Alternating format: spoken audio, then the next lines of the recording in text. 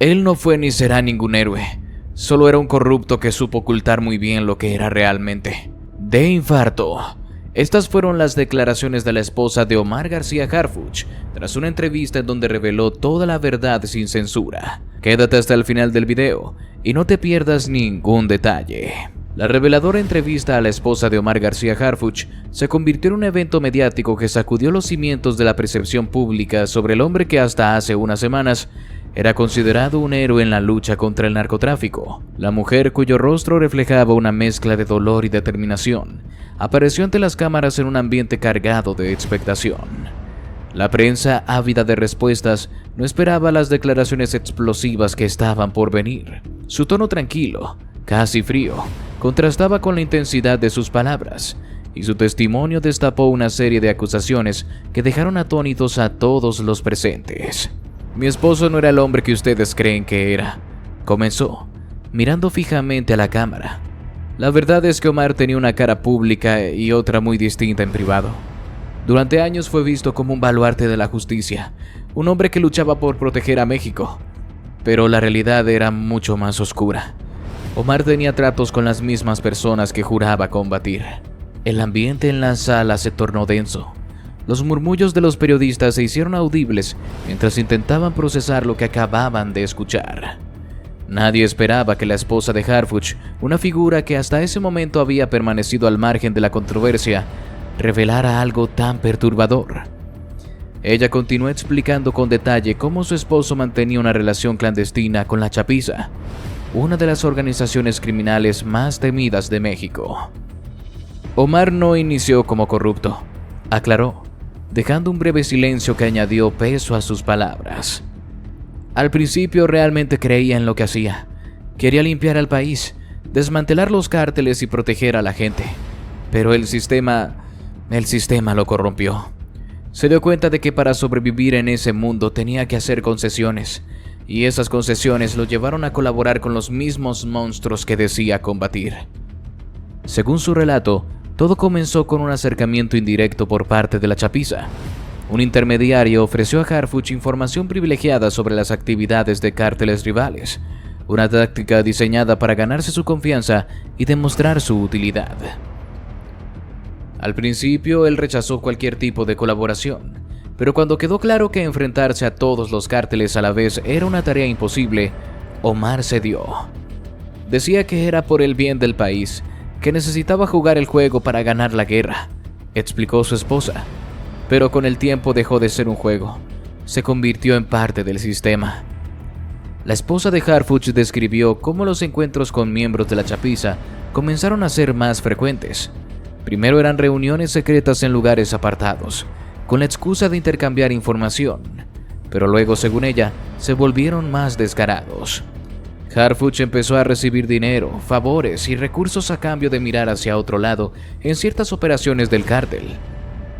Le decían que era un acuerdo de conveniencia, afirmó. Ellos necesitaban operar sin interferencias y a cambio le ofrecían eliminar a otros cárteles.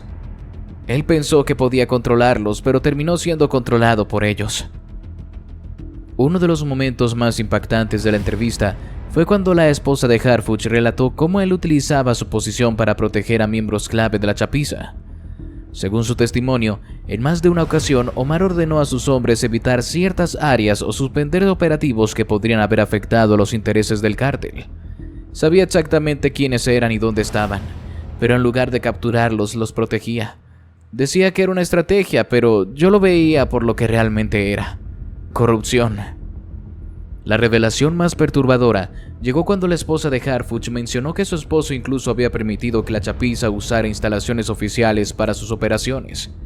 Había reuniones en oficinas del gobierno, dijo con una mezcla de enojo y tristeza. Los vi con mis propios ojos. Llegaban con maletines llenos de dinero y se iban con garantías de que nadie los molestaría. Era como si el gobierno trabajara para ellos. Mientras la entrevista avanzaba, la prensa parecía dividida entre el asombro y la incredulidad. Algunos periodistas comenzaron a cuestionar la veracidad de sus declaraciones, sugiriendo que podría estar exagerando o buscando desacreditar a su esposo por razones personales. Pero ella respondió con calma: señalando que tenía pruebas que corroboraban todo lo que estaba diciendo. No estoy aquí para destruir la memoria de Omar, afirmó. Estoy aquí porque la verdad importa, porque el pueblo merece saber quién era realmente. Según ella, los problemas en el matrimonio comenzaron cuando Omar se volvió más distante y paranoico. Vivía con miedo, recordó. Siempre decía que no podía confiar en nadie, que estaba rodeado de enemigos, pero yo sabía que su miedo venía de otra parte. Sabía que si alguien descubría lo que estaba haciendo, todo terminaría. La entrevista también abordó los últimos días de Harfuch, cuando su relación con la chapiza comenzó a deteriorarse. Según su esposa, el cártel empezó a verlo como una amenaza, alguien que sabía demasiado y que ya no era confiable. Omar pensaba que podía salirse del juego, dijo. Quería redimirse, demostrar que todavía podía ser un héroe, pero ya era demasiado tarde.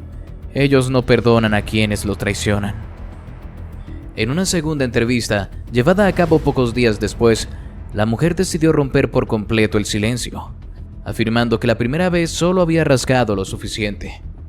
Ahora estaba lista para revelar los oscuros secretos que su esposo había ocultado durante años, incluyendo su participación en la muerte de varios políticos influyentes que habían descubierto su verdadera naturaleza. Con un tono más decidido y un semblante que reflejaba determinación, la esposa de Harfuch comenzó esta nueva revelación, dejando claro que ya no tenía nada que perder. Lo que estoy a punto de contar no es fácil, pero es necesario.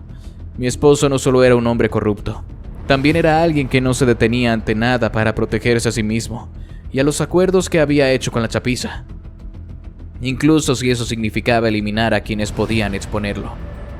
Según su relato, los problemas de Omar comenzaron cuando algunos políticos reconocidos y de alto perfil comenzaron a cuestionar sus métodos y a sospechar de su conexión con el crimen organizado.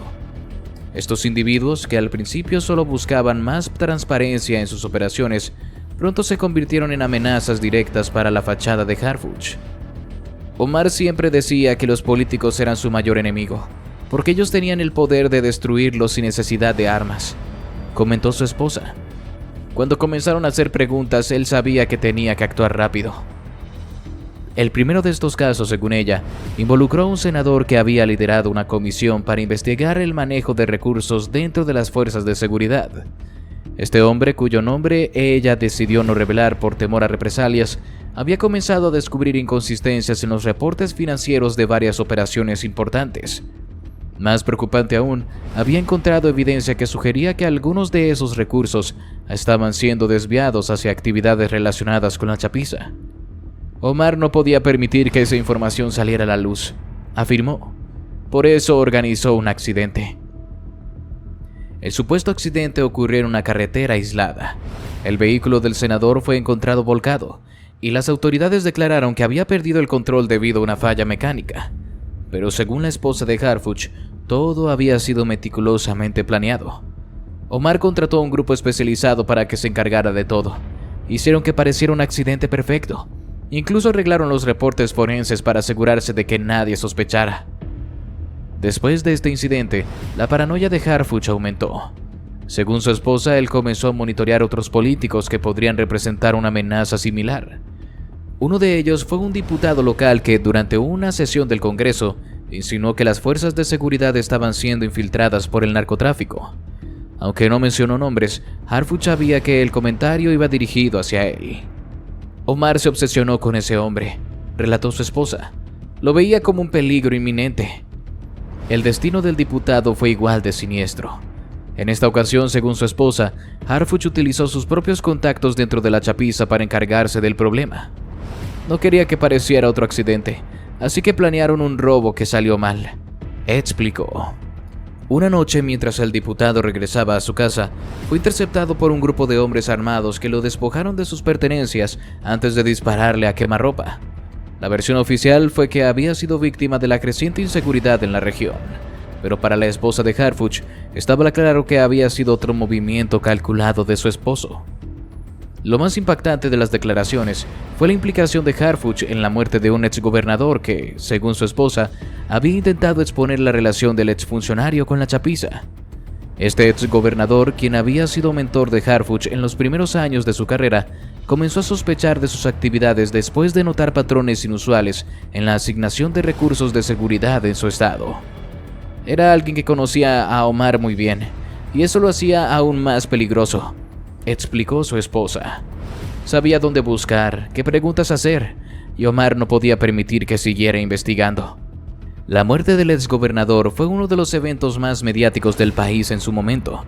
Fue encontrado en su residencia con un disparo en la cabeza, y aunque las autoridades inicialmente consideraron la posibilidad de un suicidio, la investigación posterior concluyó que había sido un homicidio. Omar me confesó que él había autorizado esa ejecución, dijo su esposa, con la voz quebrada. No porque quisiera hacerlo, sino porque sentía que no tenía otra opción. Siempre decía que era un juego de sobrevivencia, pero yo lo veía como pura ambición. A medida que la entrevista avanzaba, la mujer también reveló cómo su esposo había utilizado su posición para manipular a los medios de comunicación y controlar la narrativa pública. Según ella, Omar tenía acuerdos con ciertos periodistas y medios que le ayudaban a mantener su imagen como un hombre incorruptible. Todo estaba cuidadosamente planeado, explicó. Cada vez que alguien hacía preguntas incómodas, Omar encontraba la manera de silenciarlos, ya fuera con dinero o con amenazas. En un momento particularmente perturbador, la esposa de Harfuch relató un incidente en el que su esposo discutió abiertamente la posibilidad de eliminar a un periodista que había publicado un artículo crítico sobre su manejo de la seguridad en el país. Estaba furioso, recordó. Decía que esa persona estaba arruinando todo lo que había trabajado. Por suerte decidió no actuar, pero el hecho de que lo considerara muestra el tipo de hombre que era. La entrevista concluyó con un llamado a la justicia. No estoy aquí para justificar lo que hizo mi esposo, dijo, con lágrimas en los ojos. Estoy aquí porque creo que el pueblo mexicano merece saber la verdad. Omar era un hombre complejo, atrapado en un mundo que lo consumió, pero eso no excusa sus acciones. Espero que estas revelaciones sirvan para abrir los ojos de la gente y para que el gobierno asuma la responsabilidad de combatir la corrupción desde dentro. Por cierto, si te está gustando el video, te invitamos a que nos regales tu me gusta y active la campanita de notificaciones para que no te pierdas ninguno de nuestros videos. Continuamos. La reacción de la prensa y del gobierno a las explosivas declaraciones de la esposa de Omar Harfuch no se hizo esperar. Fue como si un velo se rasgara, revelando no solo los oscuros secretos del exfuncionario, sino también la posibilidad inquietante de que su red de corrupción y colusión con la chapiza fuera solo la punta del iceberg.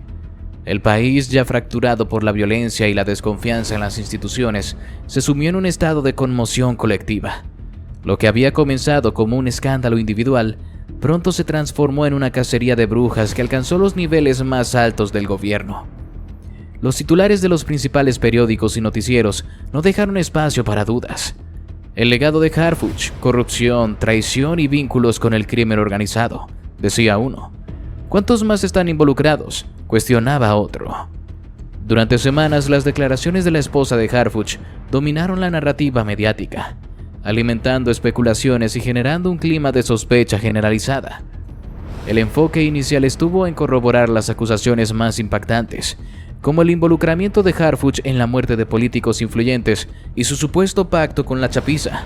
Sin embargo, a medida que avanzaban las investigaciones, comenzaron a surgir preguntas aún más perturbadoras. ¿Cuántos más dentro del gobierno estaban involucrados? ¿Cuánto de lo que sucedía en las sombras era conocido por los líderes del país? El gobierno, por su parte, reaccionó rápidamente, pero no sin vacilaciones. Desde el Palacio Nacional, el presidente convocó a una conferencia de prensa extraordinaria, en la que con un semblante grave abordó las acusaciones. Estas declaraciones son graves y preocupantes, afirmó. No toleraremos la corrupción ni la complicidad con el crimen organizado en ninguna de nuestras instituciones. He dado instrucciones para que se inicie una investigación exhaustiva que abarque a todos los niveles del gobierno. Sin embargo, las palabras del presidente no lograron apaciguar a una población que veía con escepticismo cualquier esfuerzo por limpiar las instituciones. Después de todo, ¿cuántas veces antes se habían hecho promesas similares sin resultados tangibles? En los días posteriores, las principales agencias de investigación, incluyendo la Fiscalía General de la República, FGR, y la Unidad de Inteligencia Financiera, UIF, comenzaron a escudriñar los movimientos de varios funcionarios actuales y pasados que habían trabajado estrechamente con Harfuch. Esto incluyó desde secretarios de seguridad hasta comandantes de la policía, pasando por políticos que habían elogiado públicamente su gestión. La lista de nombres bajo escrutinio creció rápidamente, y con ella la sensación de que el caso de Harfuch podría ser solo un capítulo de una historia mucho más amplia. La prensa desempeñó un papel crucial en mantener la atención sobre el escándalo. Periodistas de investigación comenzaron a desenterrar contratos, registros financieros y comunicaciones privadas que vinculaban a Harfuch y a otros funcionarios con actividades sospechosas. Uno de los descubrimientos más impactantes fue un informe que detallaba cómo algunos contratos gubernamentales para la adquisición de equipo de seguridad habían sido inflados artificialmente, con una parte de los fondos desviada a cuentas vinculadas a miembros de la chapiza. Estos hallazgos no solo exponen la corrupción, sino también cómo los cárteles han infiltrado nuestras instituciones hasta niveles alarmantes, declaró un analista en un programa de noticias en horario estelar. Los medios internacionales también se sumaron a la cobertura, calificando el escándalo como un reflejo de los desafíos estructurales que enfrenta México en su lucha contra el narcotráfico. Periódicos como The New York Times y El País publicaron reportajes que exploraban las implicaciones del caso, destacando cómo los vínculos entre el crimen organizado y las instituciones gubernamentales complicaban cualquier intento de combatir la violencia en el país. En una editorial particularmente mordaz, The Washington Post señaló que la historia de Harfuch era un recordatorio de que, en México, la línea entre los héroes y los villanos a menudo es más delgada de lo que parece. Mientras tanto, en los pasillos del poder, el ambiente era de tensión palpable. Algunos funcionarios comenzaron a distanciarse públicamente de Harfuch, emitiendo declaraciones que condenaban sus acciones y reafirmaban su compromiso con la transparencia. Sin embargo, en privado, muchos temían que las investigaciones los alcanzaran.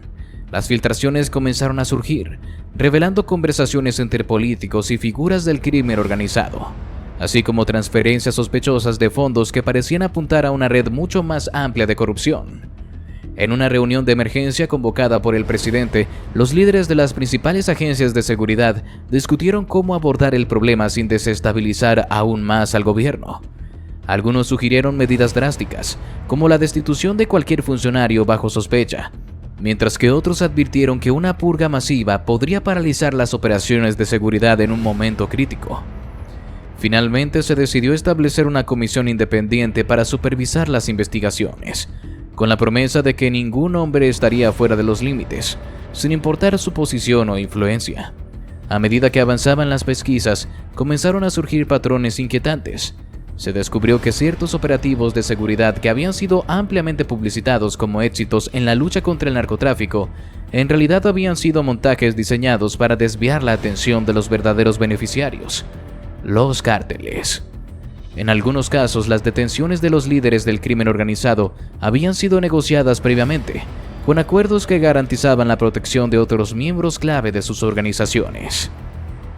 Esto es más grande de lo que imaginamos, confesó un investigador anónimo a un periodista. No estamos lidiando con unos cuantos funcionarios corruptos.